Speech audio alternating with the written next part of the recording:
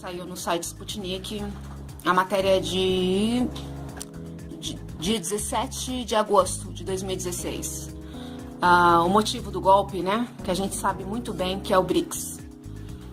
Se BRICS renunciarem ao dólar, isso pode levar a consequências geopolíticas catastróficas.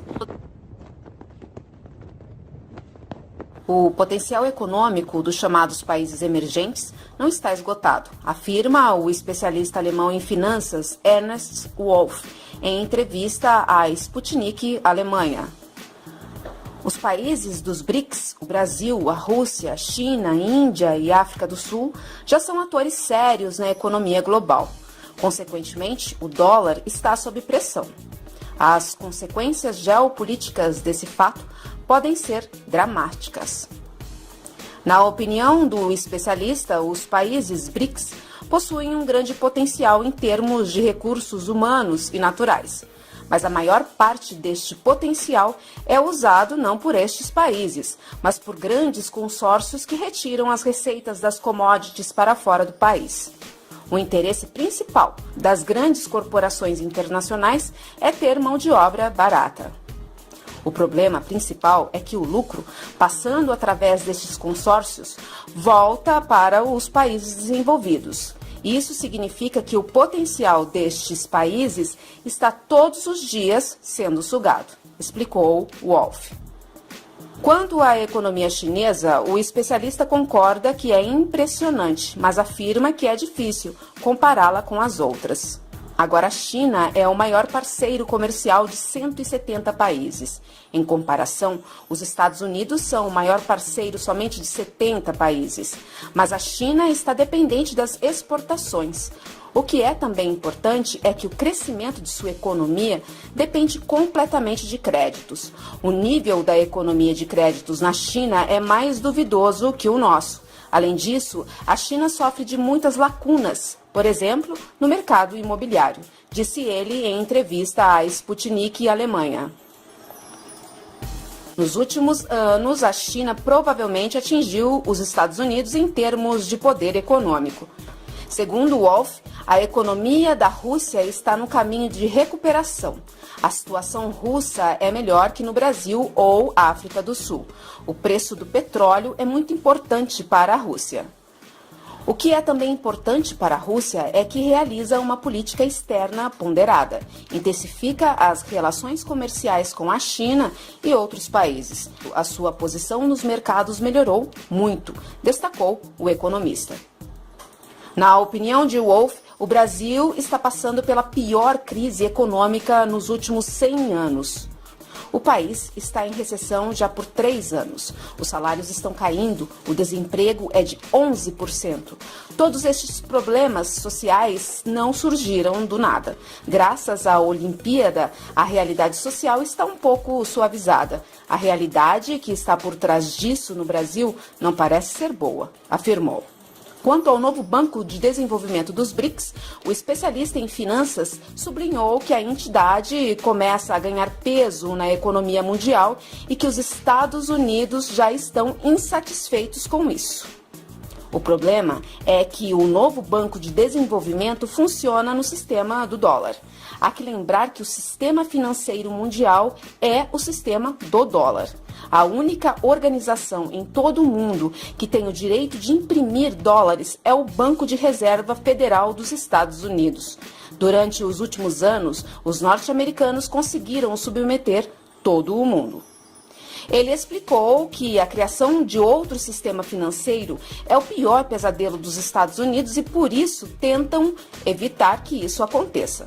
Os norte-americanos fazem de tudo para preservar o seu sistema.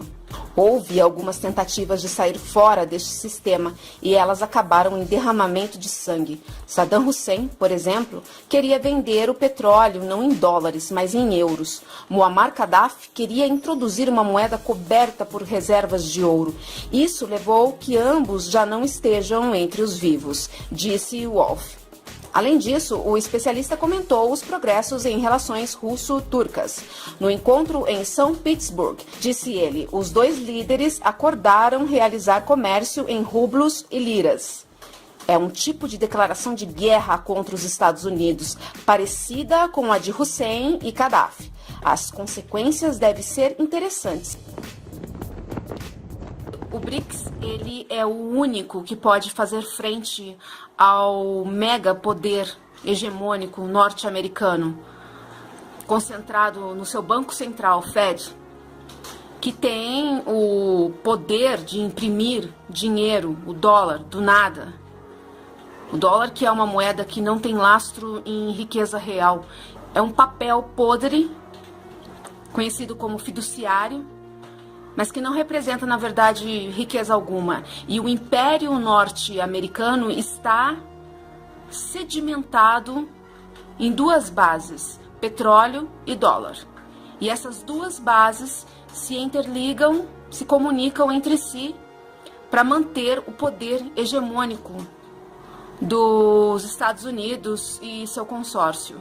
Com a conferência de Bretton Woods, os Estados Unidos conseguiram convencer o mundo de que o dólar era uma moeda segura, um mundo que estava fragilizado no finalzinho da Segunda Guerra Mundial.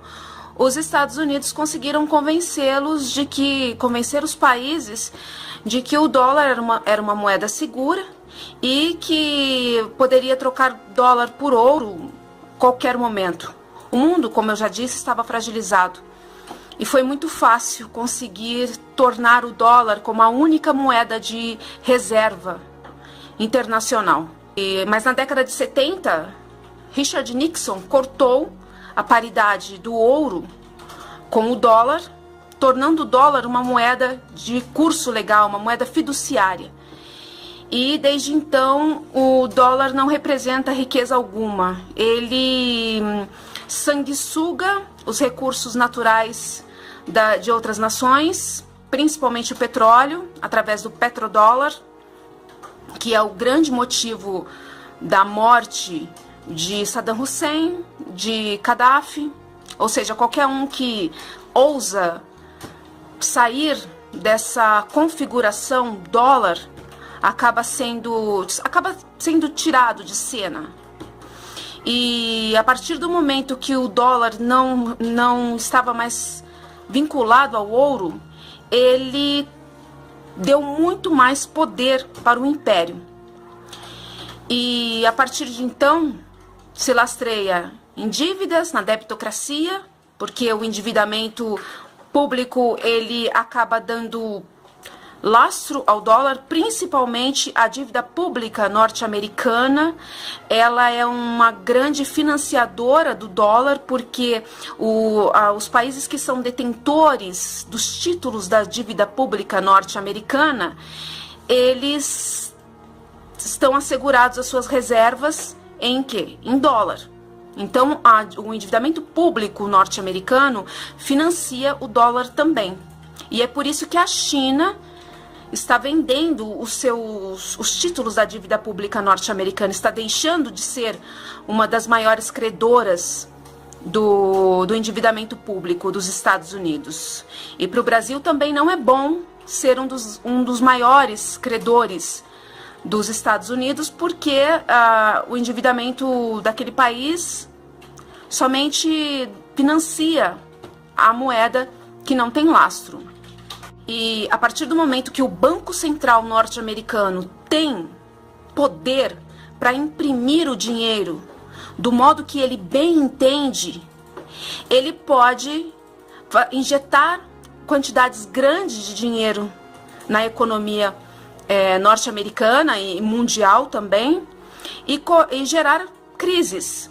Eu tenho uma séria suspeita de que a crise de 2008 foi causada por uma liquidez insuportável nos bancos, que levaram a oferecer